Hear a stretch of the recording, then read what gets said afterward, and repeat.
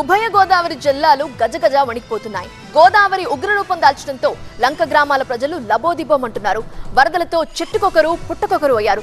సర్వస్వం కోల్పోయి కట్టుబట్టలతో మిగిలారు. ఇక రైతుల బాధ వర్ణనాతీతం. కష్టపడి సాగు చేసిన పొలాలు వరదలో కనిపించకుండా పోవడంతో కన్నీరు మున్నీరవుతున్నారు. మొత్తంగా ఎవరిని కదిల్చినా కన్నీటి గాథే వినిపిస్తోంది. ఉభయ గోదావరి జిల్లాలపై పోటెత్తిన వరద, లంక గ్రామాల్లో వరద కన్నీరు. ఏ ఇంటిని చూసినా నేలమట్టమే, ఎవరిని కదిపినా కన్నీరే. ఉభయ గోదావరి జిల్లాలు వరదమయమయ్యాయి. నిన్న మొన్నటి వరకు పచ్చగా కనిపించిన ప్రాంతాలు ఇప్పుడు పూర్తిగా నీట మునిగాయి.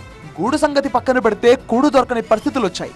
గోదావరి ఉగ్ర రూపంతో ఎటు చూసినా కూలిపోయిన ఇళ్లు, నీట మునిగిన పొలాలే కనిపిస్తున్నాయి. అక్కడ ఇప్పుడు ఎవరిని కదిలించినా కన్నీటి గాథే వినిపిస్తోంది. పశ్చిమ గోదావరి జిల్లాలో పరిస్థితులు మరీ దారుణంగా తయారయ్యాయి. ఏలూరు ఏజెన్సీ మండలాల్లోని పలు గ్రామాలు జలదిగ్బంధంలో చిక్కుకున్నాయి.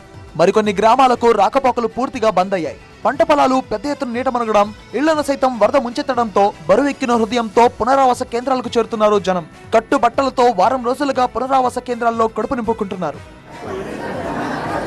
అరటి, కంద రైతులు కన్నీరు మున్నీరవుతున్నారు. వరదలతో ఇప్పటికే భారీ నష్టం వాటేలాగా మిగిలిన పంటలైన మార్కెట్కి చేర్చేందుకు ఎన్నో తంటలు పడుతున్నారు. అరటి గెల్లను పడవల్లో ఒడ్డుకు చేర్చారు.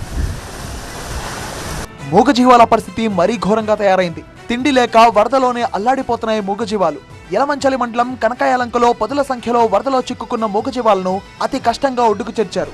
మంత్రి నిమ్మల రామానాయుడు సైతం సహాయక చర్యల్లో పాల్గొన్నారు. ముంపు బాధితులకు నిత్యావసరాలు అందజేసి వారిలో భరోసా నింపే ప్రయత్నం చేశారాయన. తూర్పు గోదావరి జిల్లాను వరద తిప్పలు పెడుతోంది. గత కొన్ని రోజులుగా కురుస్తున్న భారీ వర్షాలకు ప్రజలు అల్లాడిపోతున్నారు. మరీ ముఖ్యంగా గోదావరి పరివాహక ప్రాంతాల్లోని లంక గ్రామాల ప్రజలు లబోదిబోమంటున్నారు. గత వారం రోజులుగా పడవల మీదే ప్రయాణం చేస్తున్నారు. బాహ్య ప్రపంచంతో పూర్తిగా సంబంధాలు కోల్పోయి జీవిస్తున్నారు.